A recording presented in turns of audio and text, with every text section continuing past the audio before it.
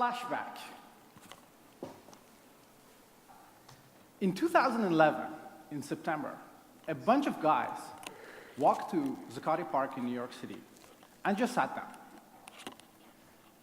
What grew to be called a movement referred to as Occupy Wall Street grew out of Zuccotti Park to take over the world. We were in close to 1,000 cities, close to 100 countries, where essentially people were claiming for more democracy and more equality and a more participative model to the social life, the political environment, and the economics of it. Washington Post called this the democratic awakening of our society. And essentially what these guys were claiming was a bigger willingness to participate and take part in the future of their lives.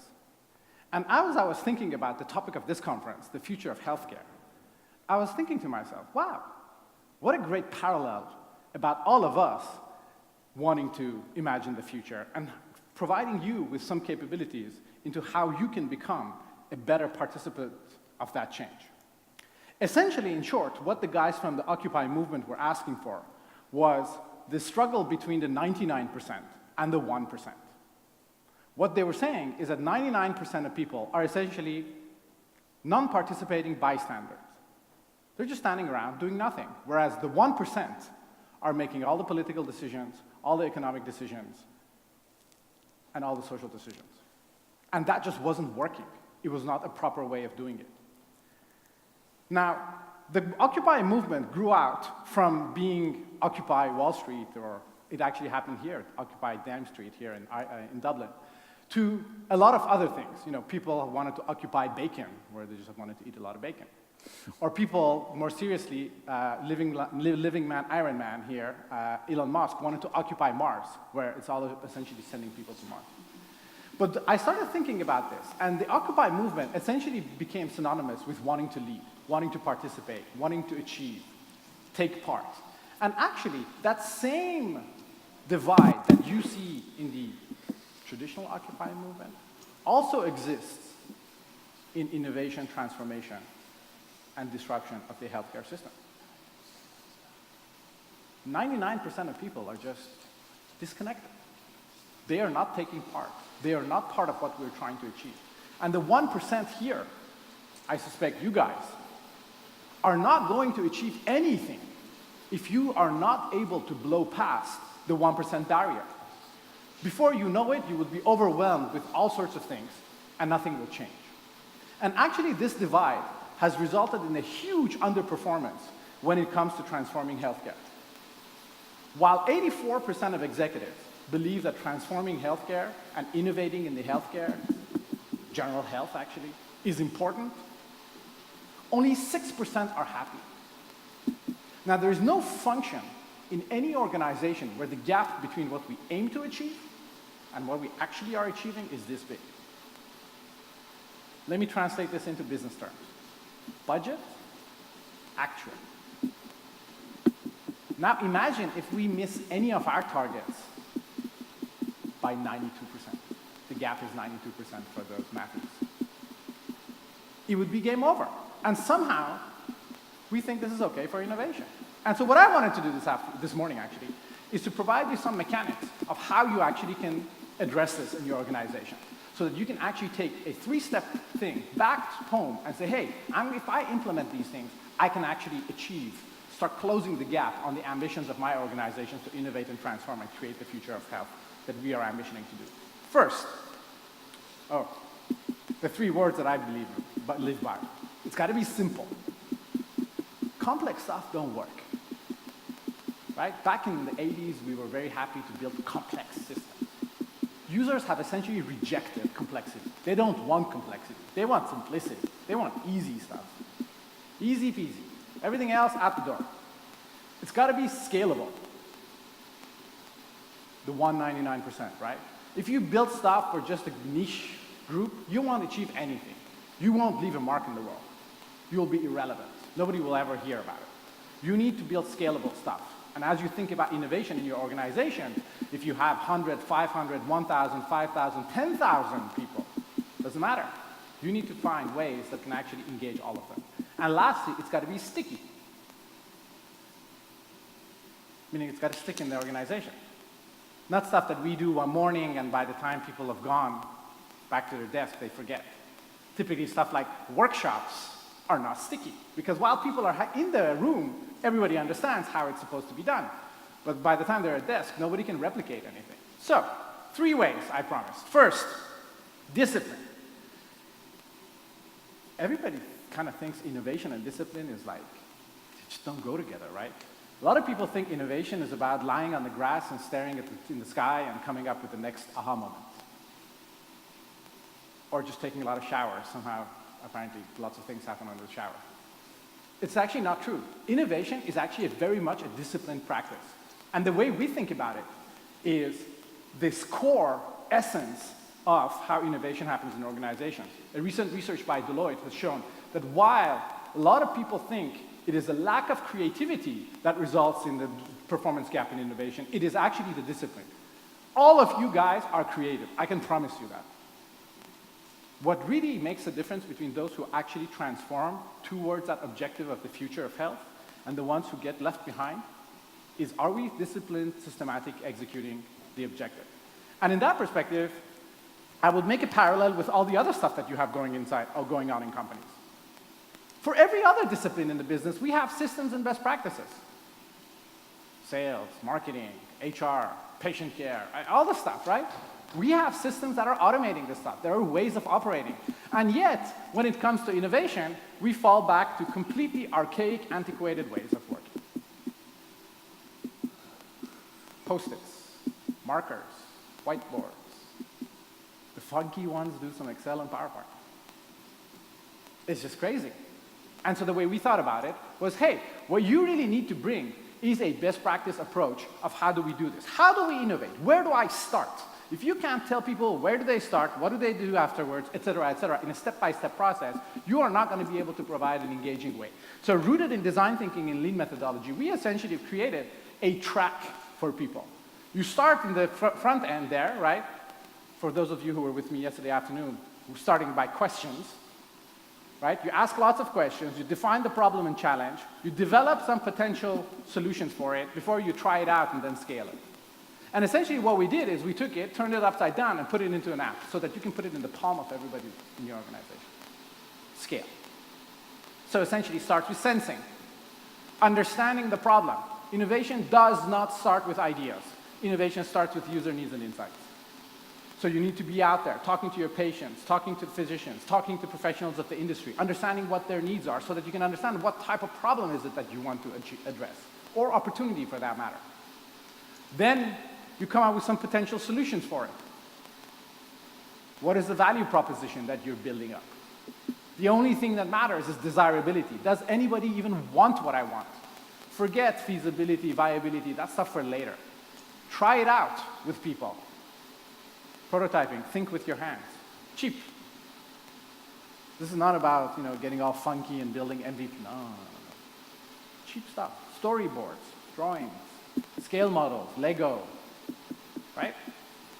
Before you scale it. And this is where essentially you take that identified value proposition into a complete solution. It comes out your mini business plan at the tail end. This is the kind of stuff essentially executives are supposed to be making decisions on. Promises that you will get to destination. And that is what you need to start implementing in your organizations if you want to be serious about innovation, if you want to implement and hardwire innovation into the organization. Now, having a best practice is great, but how do we trigger it? While coming to Dublin, I was reading this amazing article called,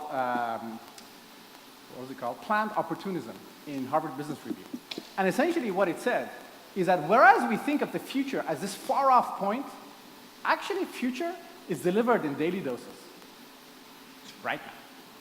We got a dose yesterday, we got a dose today, and we're going to get another one tomorrow, and the same the day after that. And so how is it that we are actually dealing with these daily doses? What are we doing about it? And we think of these daily doses as weak signals. These are stuff you see. hey, I went to this conference and I heard this guy talk about all this stuff and it was pretty cool. And I went to this other session and this visionary lady was talking to me about how certain things can be done. What are we doing about these daily doses of the future that are coming our way? We got to capture them, right? So you got to provide mechanics in order to bring them into your organization. I always think about it as create the Instagrams for innovation. How are you going to provide capabilities, may that be technology enabled the way we think about it, or else, of capturing these weak signals and then processing them through your organization? Because those are the daily doses of the future that are coming your way. The article continued on to say, it is not because the future is predictable that we should just sit back and do nothing about it. Actually, quite the contrary. We have to start absorbing those weak signals so that we can actually respond to the future. These weak signals are the trigger for your innovation projects in the future. Huh? Otherwise, what are you going to innovate about?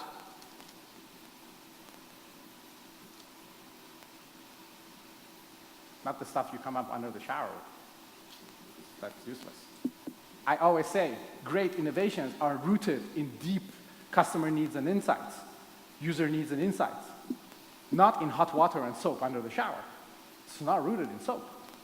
So, got to be disciplined and got to trigger these things properly.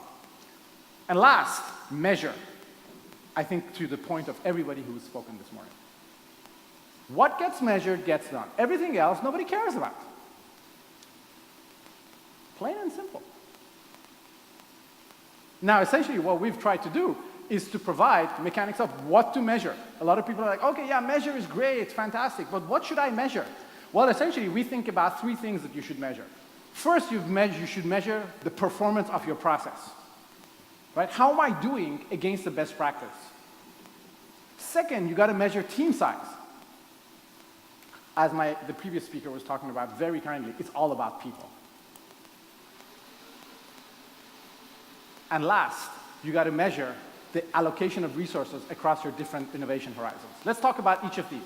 So the first one is about process. You remember that metro ride that I showed you right up front? Well, essentially, that defined every station in the process. What we've done is created best practice goals for every step of that process. So if you tell people, okay, you know, innovation starts by capturing user needs and insights, so go out there and ask questions. Okay, but how many questions do I need to ask? If you don't give people goals, they don't know what they're living towards. So essentially, you got to start measuring at every step of the process what the performance is. Hey, we needed 50 insights, we only have 10. Well, 40 more to go, right? Simple. And you got to automate this so that you can do it at scale. Second, team size, the people angle. Anybody here have heard of the concept two-pizza team? A team big enough to be fed by 2 pizzas, right? More is not better, guys, when it comes to people and innovation. Actually, there's real math behind this. And I'm not saying that every single person does not bring value to the equation, to the party. They all do. But at some point, what you realize is that the value that one extra person brings usually has a cost, because essentially you're creating extra relationships that the existing team needs to manage. And at some point, that exponentially explodes. And that is where you get negative return on the extra person that has been added. So measure performance, measure team size, and last, measure investments across different horizons. A lot of people think of innovation as sending a rocket to the moon. Fair enough. But you guys are not in the rocket business. Not that I know. So there are some types of innovation that could be transformational, all the way at the top right? New businesses for new users, stuff that we have, it's not what we do today. But actually, most of the innovation happens in your core business. How are we going to make our business today more effective, more profitable? And then the next layer is adjacent. What are my businesses of tomorrow? How am I going to extend my existing product line so that I can actually imagine the business of tomorrow? And then Horizon 3 stays all the way at the top right. And when you think of the allocation of resources, it's essentially exactly that. 70% of projects are right down in the core of your business. If you don't do those type of innovations in trying to create the future, then you will not be there for the future. It's plain simple. You'll be dead. because you go bankrupt. And if you don't do the middle ones, then you won't cross the chasm. You miss that gap. And lastly, if you don't do the transformation ones, well, you will have a Kodak moment. So when you think about it, try to do that. And last, for organizations who do this well, the rewards are absolutely amazing. Essentially, this is a Forbes most innovative companies list. And what you see is that the organizations who have internalized these kinds of capabilities get an amazing premium, high double digits. You see the first one at 85% almost, compared to their peers on market cap. Why? Because they are considered to know and understand the future better, so they are better positioned to deal with it. And if you kind of build these best practices, trigger them, and measure, you can achieve this kind of capabilities as well. I'll leave you with this. Only the ones who push far enough know how far you can push. So keep pushing, and you'll know where the limits are. Thanks very much. I'll be around later for questions if you have any.